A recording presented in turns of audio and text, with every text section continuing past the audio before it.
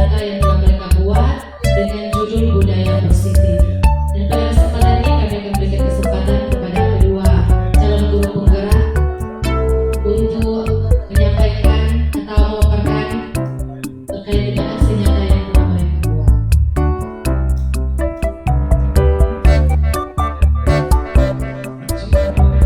Ya, terima kasih untuk kesempatan yang diberikan. Saat ini kami dari calon guru penggerak SMB dari SMP SPD akan mempresentasikan tentang aksi nyata diseminasi budaya positif di sekolah SMK Negeri 1 Tengah.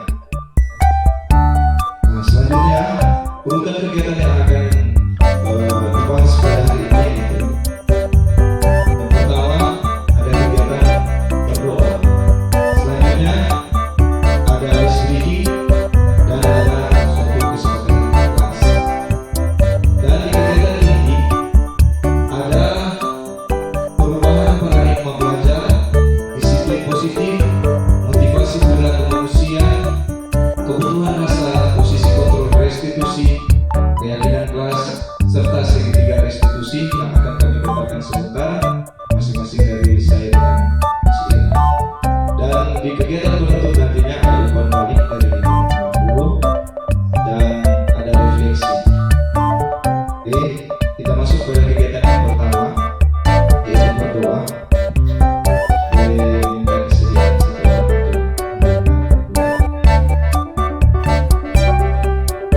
si Vicky Golongan.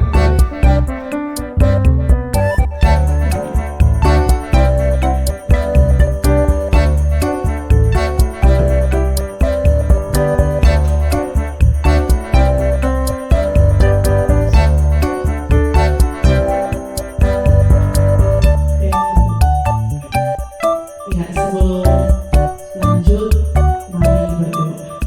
Kami bersyukur, berterima kasih buat kebaikan Tuhan yang tetap terus teralami dalam kehidupan kami. Ketika di saat ini ya Tuhan, kami masih diberikan Tuhan kesempatan untuk kami bisa berkarya, beraktivitas di hari yang baru, hari anugerah Tuhan. Dan di saat ini ya Tuhan, ketika kedua rekan sekerja kami, Ner Victor bersama dengan Enci Ira yang adalah calon guru penggerak. Di saat ini mereka akan melaksanakan tugas dan tanggung jawabnya, dan mereka akan memaparkan akan aksi nyata diseminasi budaya kerja. Berkenan Engkau Tuhan menuntun menyertai jalannya kegiatan di saat ini. Semua kami hanya mau percayakan pertaruhan hanya ke dalam tangan kuasa kasih Tuhan. Kami percaya ketika kami menaruh setiap harapan dambaan kami kepada Tuhan, maka semuanya pasti akan berhasil. Semua akan dibuat Tuhan berhasil dan indah pada waktunya. Maka di saat ini ya Tuhan, kami buka kegiatan di dalam nama Tuhan Yesus Kristus. Kami berdoa. Amin.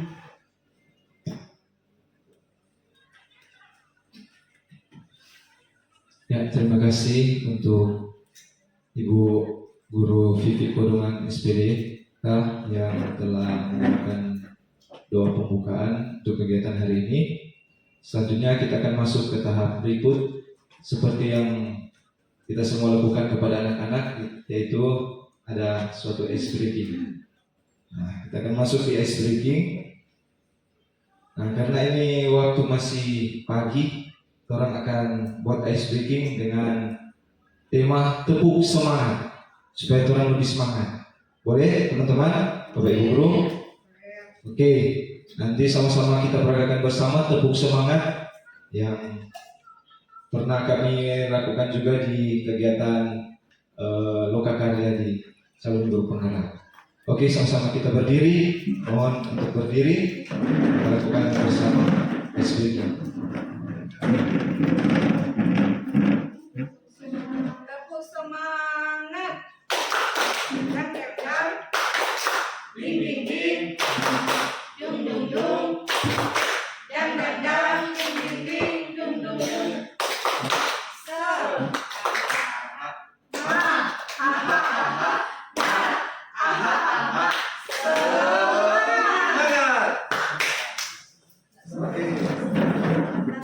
gitu. Oke, harus semangat karena sudah ice breaking ini terus mesti semangat Bapak Ibu guru karena di materi ini materi yang sangat menginspirasi untuk Bapak Ibu guru ke depan dalam pembelajaran dan memotivasi Bapak Ibu guru agar melakukan pembelajaran menerapkan tentang posisi kontrol dan lain sebagainya. Oke, kita langsung masuk. Nah, sebelum ke materi, ada keyakinan kelas yang akan kita buat bersama. Yang pertama di sini sudah ada saling menghargai pendapat satu sama lain antara guru dan fasilitator CGP.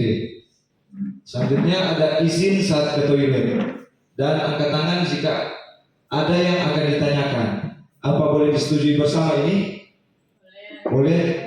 Ada yang mau menambahkan?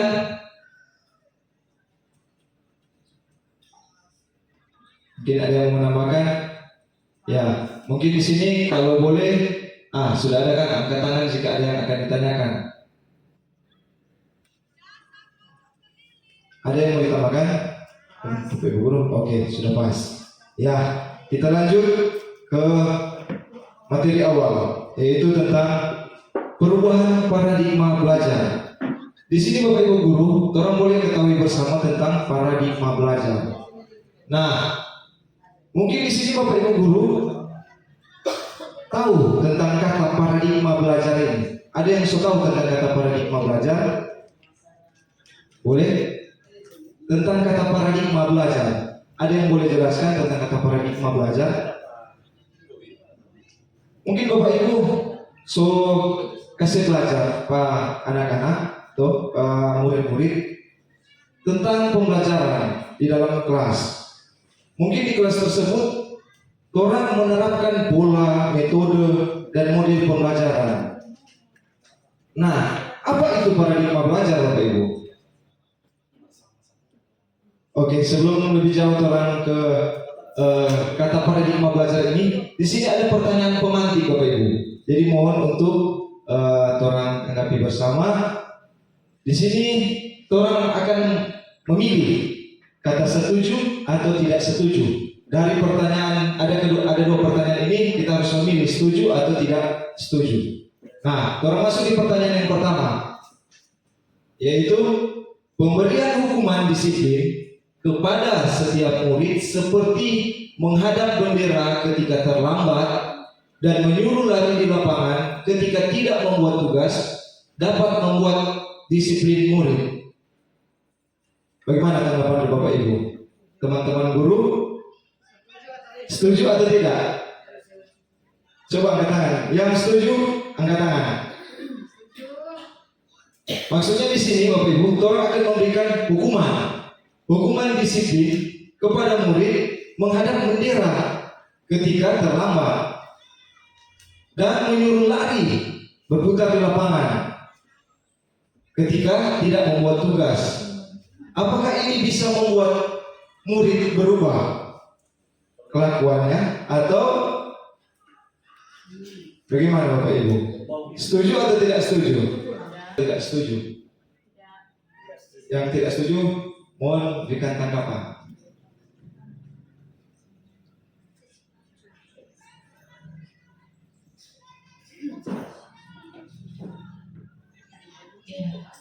Kenapa saya tidak setuju? Karena menurut fakta di lapangan yang pernah dilakukan,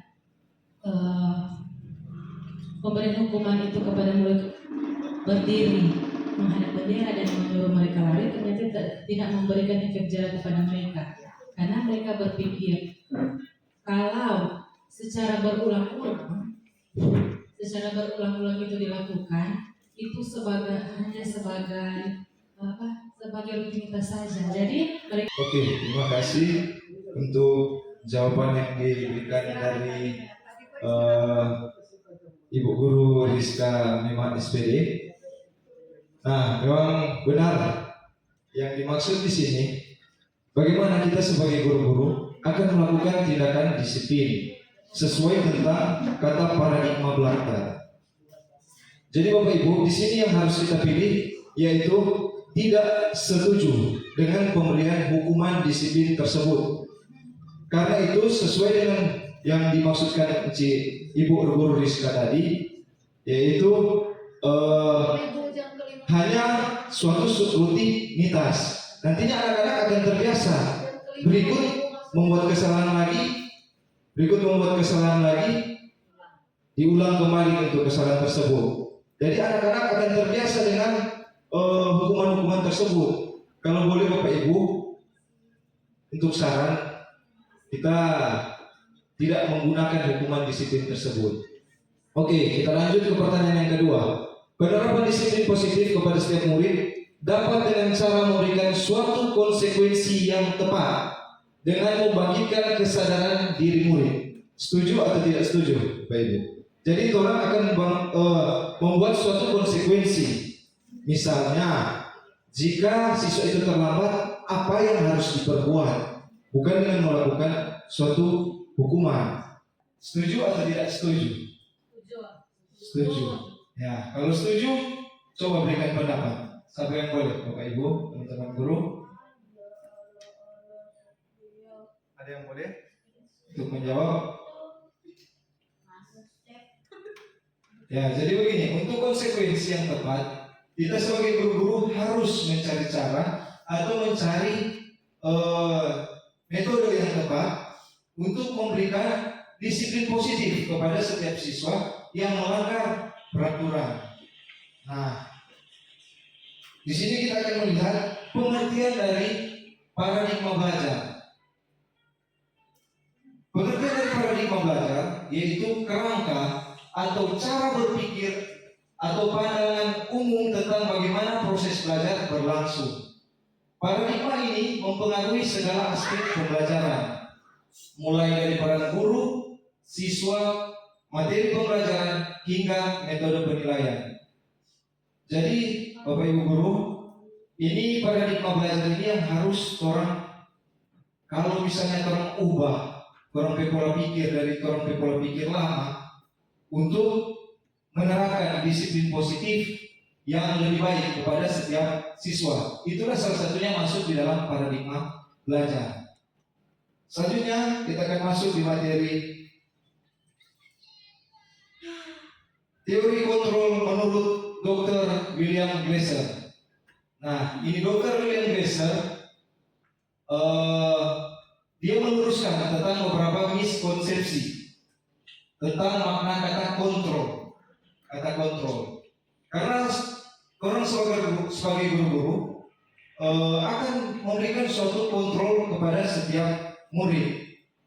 Contoh misalnya siswa datang terlambat, tadi kan orang pilih setuju atau tidak setuju untuk melakukan disiplin positif. Mengapa kita harus menekan siswa langsung menyatakan kesalahan bahwa dia melanggar aturan, Bapak Ibu? Padahal untuk paradigma belajar, pola pikir yang harus orang kembangkan sebagai guru-guru, orang harus mencari tahu akar permasalahan. Mengapa siswa tersebut terlambat? Cari tahu dulu untuk permasalahan yang terjadi, baru orang mengambil keputusan. Begitu, Ibu. Nah, selanjutnya ilusi bahwa orang dewasa memiliki hak untuk memaksa. Banyak orang dewasa yang percaya bahwa mereka memiliki tanggung jawab untuk membuat murid-murid berbuat hal-hal tertentu. Apapun yang dilakukan dapat diterima selama ada sebuah kemajuan berdasarkan sebuah pengukuran kinerja. Nah, biasanya orang guru-guru juga karena orang pikir kan, posisinya orang sebagai guru, hanya orang sebagai guru untuk memaksakan sesuatu atau kehendak kepada murid. Padahal murid tersebut merasa tertekan. Biasanya di dalam tugas pembelajaran. Nah, orang harus, misalnya orang menyuruh para murid untuk membuat suatu tugas dan harus diselesaikan tepat waktu tanpa mengetahui keadaan dari siswa tersebut. Mungkin dia bermasalah di handphone yang tidak ada handphone, atau mungkin kendala di jaringan, atau mungkin kendala juga ya faktor keluarga. Menurut dari teori kontrol, sekarang kita melihat menurut Stephen R. Covey. Nah, menurut Stephen R. Covey, bila kita ingin membuat kemajuan perlahan atau sedikit-sedikit, ubahlah sikap atau perilaku Anda. Namun bila kita ingin memperbaiki cara-cara utama kita, maka kita perlu mengubah kerangka acuan kita.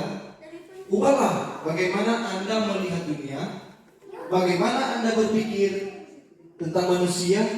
Ubahlah paradigma Anda, skema pemahaman dan penjelasan aspek-aspek tertentu tentang realitas. Nah ini Bapak Ibu, jadi kita harus merubah paradigma belajar kita, mengacu dari kesalahan-kesalahan yang tadi ditunjukkan di materi pertama. Nah selanjutnya Bapak Ibu,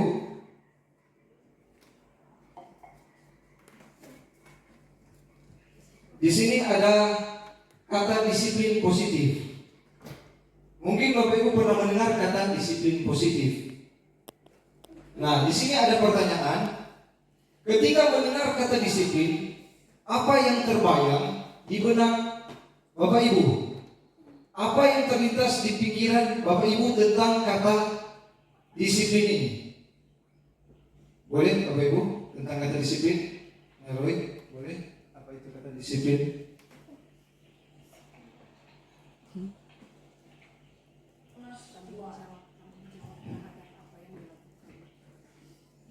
Baik, kalau menurut saya disiplin itu adalah sebuah tanggung jawab yang harus dilakukan sesuai dengan aturan yang sudah dibuat.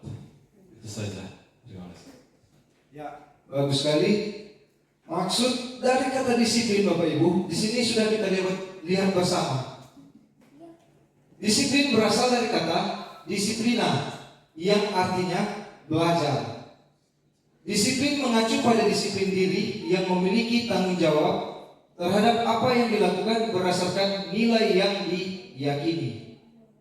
Jadi Bapak Ibu, dalam disiplin positif tersebut, kita harus tahu bagaimana kita mengatur suatu keyakinan kepada setiap murid. Mungkin dimulai dari diri sendiri untuk melakukan disiplin positif. Nah, menurut Ki Hajar, ada filosofi dari Bapak Ki Hajar Dewantara, yaitu Mardika iku jarwannya noramung lepasing pangre nying uga kuat kuasa amandiri priangga, yang artinya tidak hanya terlepas dari perintah, akan tetapi juga cakap buat memerintah diri sendiri. Nah ini Bapak Ibu, jadi untuk disiplin positif ini dimulai dari diri sendiri. Nah setelah kita menerapkan pola disiplin ini dalam diri, mulai dari diri, kita terapkan kepada setiap murid yang ada. Nah di dalam kegiatan ini saat saya memberikan arahan kepada siswa dalam apel, nah di sini saya menyarankan atau memberikan suatu arahan bagaimana tentang penerapan disiplin positif yang harus dilakukan di sekolah. Nah, selanjutnya Bapak Ibu, ada nilai-nilai kebajikan. Nilai-nilai kebajikan. Nah, mungkin ini Bapak Ibu tolong tahu bersama. Untuk yang pertama yaitu nilai profil pelajar Pancasila. Nah ini mungkin Bapak Ibu terus terapkan dalam kurikulum Merdeka ini. Yang di dalamnya yaitu beriman, bertakwa pada Tuhan Yang Maha Esa dan berakhlak mulia, berkebinekaan global, gotong royong, mandiri, kreatif serta bernalar kritis. Nah ini yang harus kita lihat dalam nilai-nilai kebajikan. Dan juga ada dari Ibu Primary Years program tentang toleransi, rasa hormat, integritas, mandiri, menghargai, antusias, empati, keingintahuan, kreativitas, kerjasama, percaya diri, dan komitmen. Jadi Bapak Ibu, inti dari maksud nilai-nilai kebajikan ini, kita sebagai pendidik akan menciptakan peserta didik yang memiliki disiplin diri, sehingga dalam berperilaku harus mengacu pada nilai-nilai yang disebutkan di slide ini, agar memotivasi para siswa untuk melakukan perubahan ke arah yang lebih baik. Jadi nilai-nilai ini yang menjadi patokan kita semua dalam melakukan pembelajaran kepada setiap murid. Selanjutnya Bapak Ibu, ada tentang kebutuhan dasar manusia. Nah, di sini sebelum kita lanjut, dalam kebutuhan dasar manusia ini ada pertanyaan pemantik. Nah, di sini Bapak Ibu mungkin ada satu kasus yang telah akan lihat bersama. Apa yang menjadi kebutuhan dari murid tersebut? Nah, kita lihat bersama dalam contoh kasus ini. Ibu Ambar, guru wali kelas 2A di SD Pelita. Di SD Pelita Hati sedang bingung menghadapi ulah salah satu murid di kelasnya yang siswanya bernama Doni. Beberapa anak di kelas 2A telah datang padanya dan mengeluhkan tentang kelakuan dari si Doni yang seringkali dia meminta bekal atau makanan kepada sesama teman. Nah, ini yang menjadi pertanyaan bagi Bapak Ibu. Kalau pernah dapat permasalahan ini di dalam kelas, ada siswa yang seringkali mengganggu teman-teman yang lain dengan misalnya mengambil sesuatu milik kepunyaan dari siswa yang lain atau murid-murid yang lain. Mungkin Bapak Ibu, dia mempunyai suatu alasan mengapa dia melakukan hal tersebut. Nah, di sini yang menjadi pertanyaan, jika Bapak Ibu dalam situasi tersebut, apa yang akan Bapak Ibu lakukan? Boleh Bapak Ibu? Ya.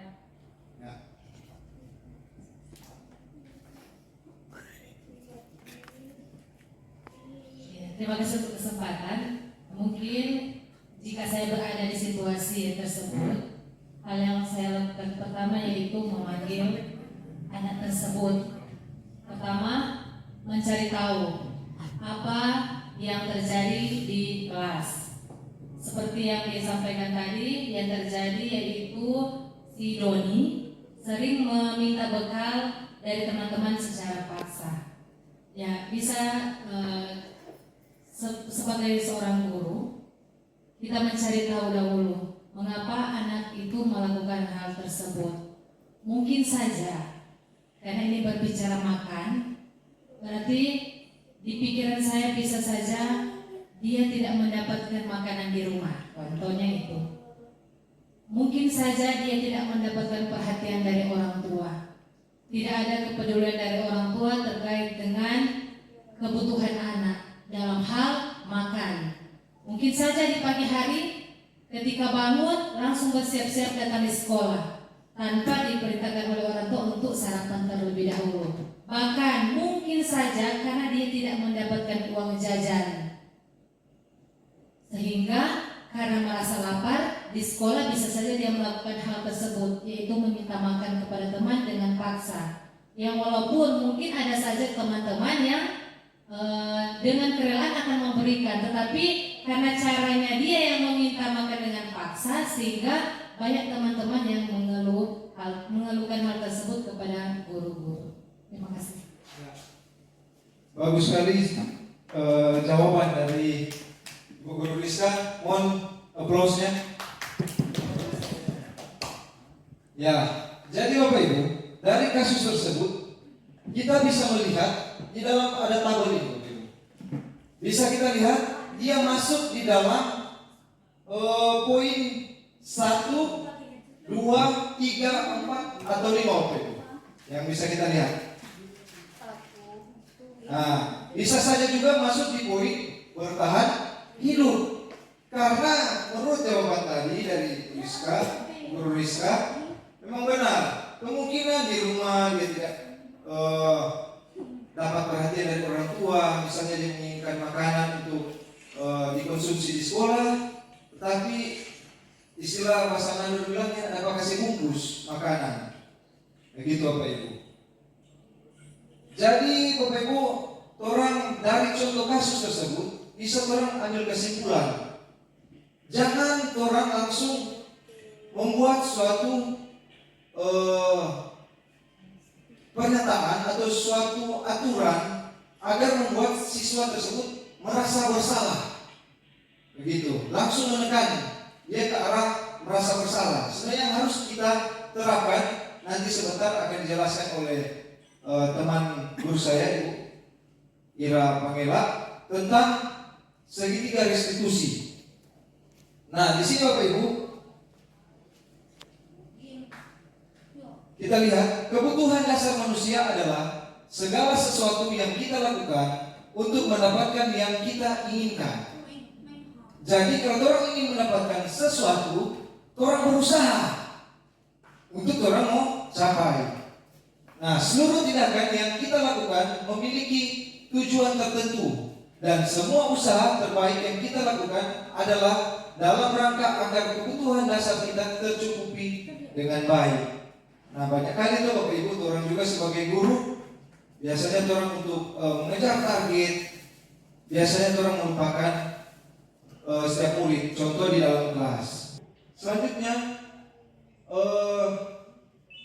materi akan dilanjutkan oleh teman saya, Ibu Guru Ira Pangela, tentang motivasi perilaku manusia.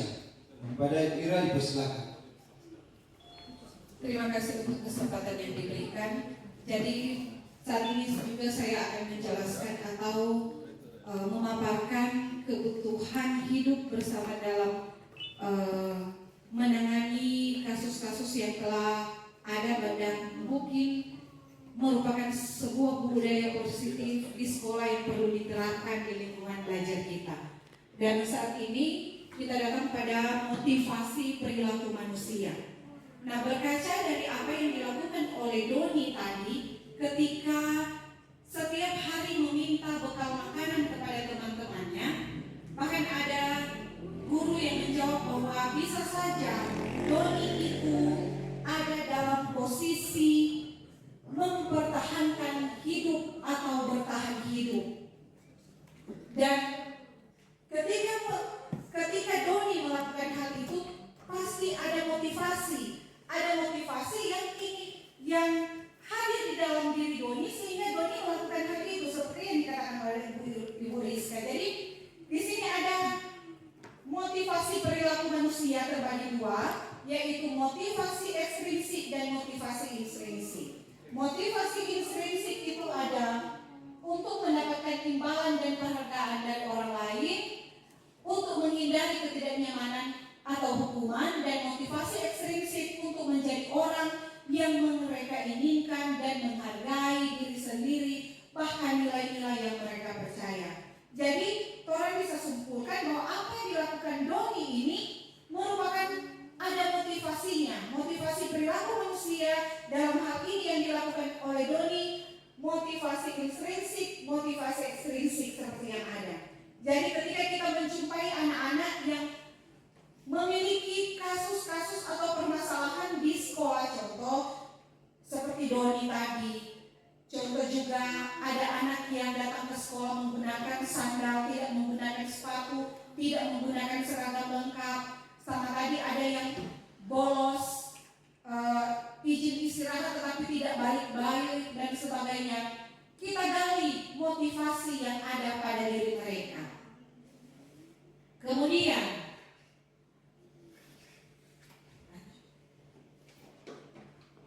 kita lihat bahwa setelah kita menemukan motivasi perilaku manusia, maka yang akan kita lakukan untuk menjadi guru yang mampu mengurus atau mendidik anak-anak ada 3: hukuman, konsekuensi, dan restitusi. Kira-kira apa yang akan kita lakukan? Nah, kalau berarti tidak rencana. Murid tidak tahu yang akan terjadi dan dilibatkan, bersifat satu arah. Maksudnya itu cuma dari Pak Guru. Kemudian berupa hukuman fisik atau psikis. Misalnya, karena tidak menggunakan sepatu maka sendal Anda akan saya tahan. Atau berdiri di tiang bendera selama 2 jam. Atau memukul bahkan menjewer telinga anak-anak. Itu mungkin hukuman yang sering kita lakukan. Nah, konsekuensinya terencana, disepakati sesuai aturan, murid tetap dibuat tidak nyaman. Sikap guru selalu memonitor siswa. Dan yang harus kita lakukan adalah itu yang tadi, yang ini restitusi. Proses menciptakan kondisi bagi murid untuk memperbaiki kesalahan. Proses kolaboratif untuk murid mencari solusi sendiri. Jadi kita akan lanjut. Kita datang pada materi berikutnya, yaitu 5 posisi kontrol guru. Berarti kita masuk dalam restitusi. Restitusi. Ada yang tahu kata restitusi itu apa? Restitusi apa, Pak? Ya, Ibu Selvi Bokau, kira-kira apa yang dinamakan restitusi? Oh, Ibu Vivi.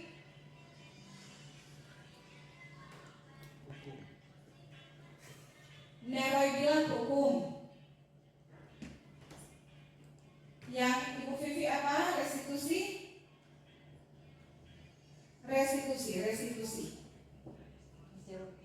Ganti rugi ya? Ada lagi? Nah, ada yang bilang hukuman, ada yang bilang ganti rugi. Nah, sekarang kita masuk dulu, sebelum kita lihat apa itu restitusi, kita masuk pada posisi kontrol guru ketika guru mendapati murid berbuat kesalahan. Ada 5 posisi kontrol, yaitu sebagai penghukum, yang kedua pembuat merasa bersalah, yang ketiga teman, dan yang keempat pemantau, dan yang kelima manajer. Kira-kira posisi kita dalam hal ini ada di mana? Apakah penghukum, pembuat merasa bersalah, teman, pemantau, atau manajer?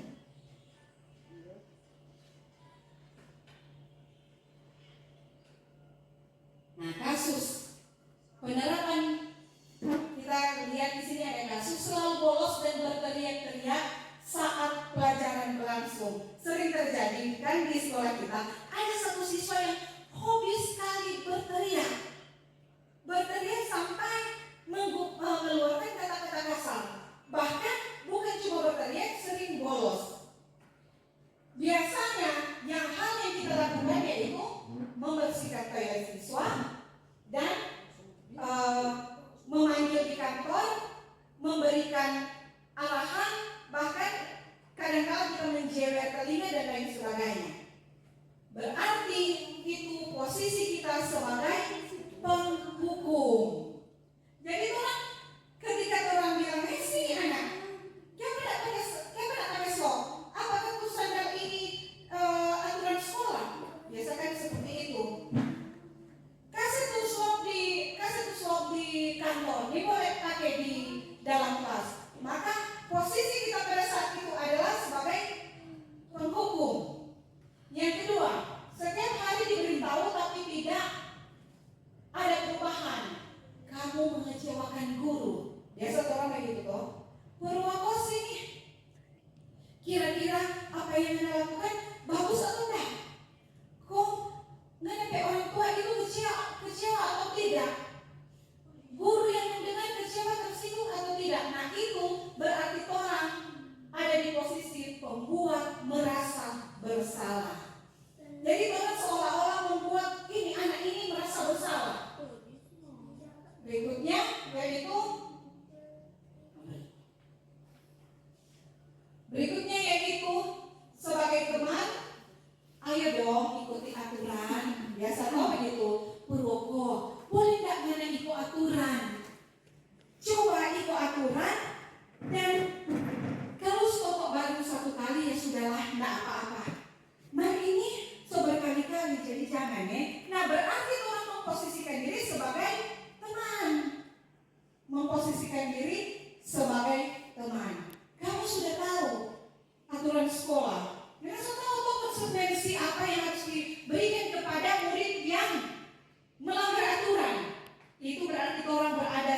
pembuat merasa bersalah sama itu tadi. Nanti orang tua mau kecewa dan lain-lain sebagainya.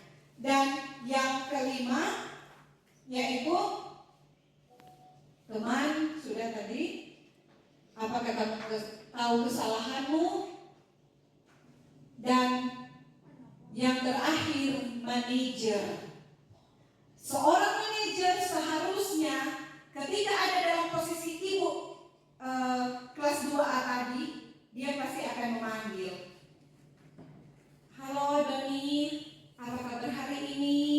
Jadi posisi manajer itu dia tidak akan pernah menyalahkan siswa, tetapi ada kesepakatan yang akan diambil secara dua arah, baik sebagai guru, posisi guru, tetapi juga murid. Tetapi keyakinan yang harus diambil itu berdasarkan keyakinan murid yang murid percayai sesuai dengan nilai-nilai profil pelajar Pancasila, nilai-nilai universal yang tidak memandang suku, agama, ras, dan lain-lain sebagainya. Dan posisi manajer ini hendaknya ada di tengah-tengah kehidupan kita sebagai guru. Jadi kita tidak bisa serta-merta menyalahkan anak. Mereka tidak pakai swab sini, terus swab itu harus kita tahan. Tidak boleh seperti itu. Jadi kita harus mencari tahu kira-kira ada alasan apa. Kembali ke kebutuhan manusia, 5 kebutuhan manusia, yaitu mungkin dia bertahan hidup. Jadi mencari perhatian dan lain-lain sebagainya, dia bisa saja menggunakan hal itu untuk bisa mendapatkan perhatian dari guru-guru. Sehingga posisi manajer ini adalah posisi yang tepat bagi seorang guru dalam menangani kasus anak yang ada. Keyakinan kelas. Nah, ini di waktu lomba waktu lalu sudah ada kesepakatan kelas, beda kesepakatan kelas dan keyakinan kelas. Kalau kesepakatan kelas berarti orang yang usulkan anak-anak setuju atau tidak. Tetapi keyakinan kelas itu lahir dari diri anak itu sendiri. Keyakinan kelas itu lahir dari nilai-nilai yang dia percaya, nilai kebajikan yang dia percaya, yang tumbuh dari dalam diri anak itu sendiri. Kalau bukan peraturan kelas, karena apa? Karena peraturan kelas cenderung pada penghukuman atau posisi kita akan jadi sebagai penghukum. Tapi kalau keyakinan kelas, posisi kita akan menjadi sebagai manajer ketika menjumpai kasus-kasus seperti itu, mencari tahu, ada percakapan, kemudian akhirnya tahu keyakinan kelas yang dibuat. Kira-kira Anda menempati atau ingin menempati keyakinan kelas yang seperti apa? Kalau seperti ini, keyakinan kelas apa yang dilanggar? Kalau setiap hari dilanggar, nanti keyakinan kelas yang dibuat itu akan buyar. Maka anak dengan sendirinya akan tersadar sehingga tidak akan mengulangi apa yang dilakukan. Pembentukan keyakinan kelas bersifat abstrak berupa pernyataan universal dibuat dalam pernyataan positif, sedikit saja agar mudah diingat, sesuai dengan kondisi kelas atau sekolah. Semua warga sekolah terlibat dalam pembuatannya. Inilah perbedaan keyakinan kelas dan peraturan yang ada. Jadi orang boleh berubah, tata tertib sekolah itu menjadi keyakinan kelas dalam tanda kurung sekolah atau sekolah. Inilah segitiga restitusi yang akan kita terapkan ketika kita mendapati kasus-kasus pelanggaran keyakinan yang akan kita temui. Suatu proses yang dijalankan oleh guru agar dapat menghasilkan murid yang berhasil dan bertanggung jawab. Itulah arti dari segitiga restitusi. Yang pertama yaitu validasi tindakan yang salah. Contoh, provokasi. Siapa ada kuku? Ada berteriak, kenapa berteriak? Menanyakan keyakinan. Kemudian menanyakan keyakinan. Kalau berteriak begitu, kira-kira bagus nggak? Hampir itu siswa tanya, apa alasan Purwo kok ada berteriak?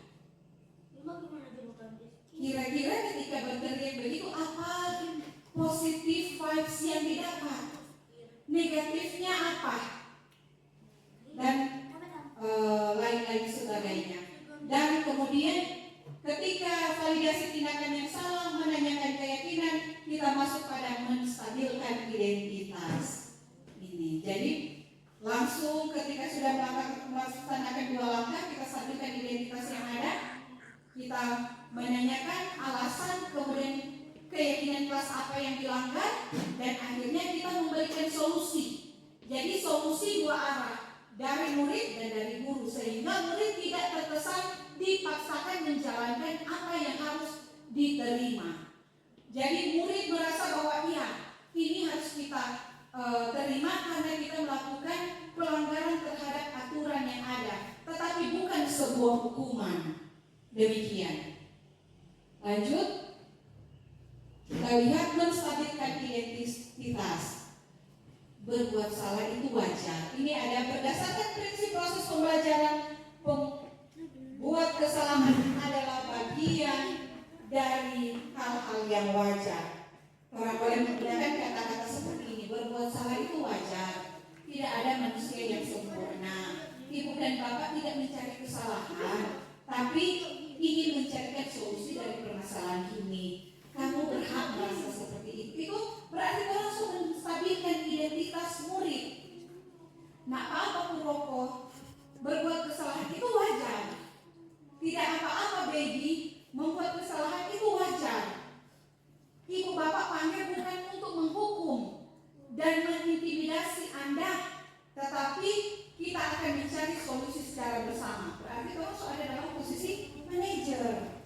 Gitu. Memang kalau merasa bersalah ya seperti itu, karena kita melakukan kesalahan jadi malu, gitu kan? Nah, validasi tindakan yang salah. Ini ada, kamu pasti punya alasan melakukan itu. Padahal kamu bisa melakukan yang lebih buruk dari ini. Kaget-kaget, so habis bahagia, so bakal lain, so lebih buruk itu. Kemudian kamu melakukannya, pasti ini penting bagimu. Sama waktu lalu saya pernah memanggil Purwoko. Kita bilang, Pur, siapa yang jawab Pur? Ada tak alasan sehingga Pur merasa bahwa Pur mesti bataria? Sehingga anak tersebut sepertinya malu karena dia sadar bahwa apa yang dilakukannya adalah hal yang salah. Menanyakan keyakinan. Berdasarkan teori kontrol, pada dasarnya kita melakukan karena termotivasi secara ekstrinsik, yaitu ingin dihargai dan ingin diterima. Biasa begitu tuh. Jadi biasa anak ketika melakukan kesalahan dia, berarti ada motivasi di dalam diri yang harus dia temukan. Ya, ini kita lihat ada dokumentasi kegiatan segitiga restitusi yang sudah saya lakukan. Jadi ini bisa ditonton.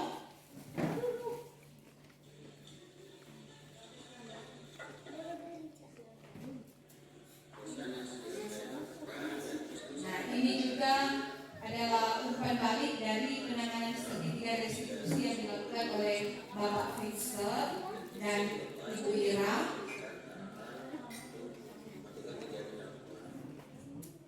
Nah, jadi saudara-saudara, rekan-rekan guru yang ada, mulai sekarang kita ubah paradigma berpikir kita.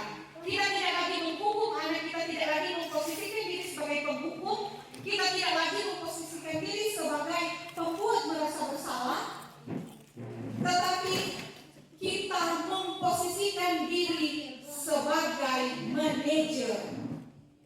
Jadi kita harus memposisikan diri sebagai manajer. Kita tidak langsung serta-merta menahan anak ketika anak tidak menggunakan sepatu ketika datang ke sekolah. Bisa saja beliau memang tidak punya sepatu, atau sudah sobek, atau sudah seperti buaya lapar, mulut sepatunya dan lain sebagainya. Tetapi dalam hal ini kita menjadi manajer untuk mengetahui motivasi perilaku yang dilakukan siswa ini. sehingga siswa akan tersadar dengan apa yang dilakukannya. Sehingga budaya positif menciptakan budaya positif yang sesuai dengan kebijakan dan kebajikan nilai-nilai universal yang ada, itu boleh terjadi di SMK Negeri 1 Tengah ini. Demikianlah penerapan budaya positif dari kami berdua.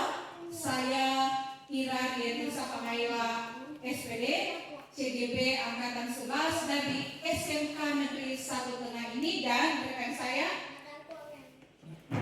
Mister Yayasan Sarjana Pendidikan di SMK Negeri 1 Tengah. kami berdua menyampaikan banyak terima kasih kepada teman-teman yang telah mengikuti penerapan budaya positif. Semoga apa yang telah kami lakukan saat ini akan berdampak baik untuk menjadikan anak-anak kita sesuai dengan kodratnya dan kodrat sama, sehingga mereka boleh tumbuh bahagia baik sebagai manusia tetapi juga sebagai anggota masyarakat. Assalamualaikum warahmatullahi wabarakatuh.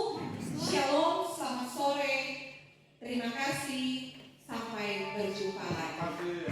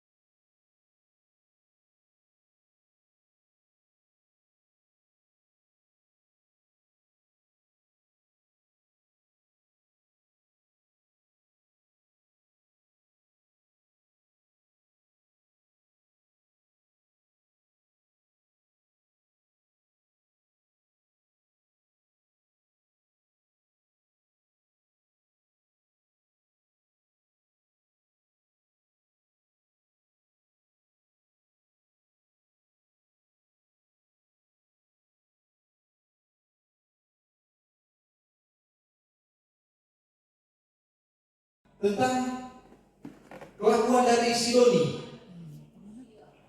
yang seringkali dia meminta bekal atau makanan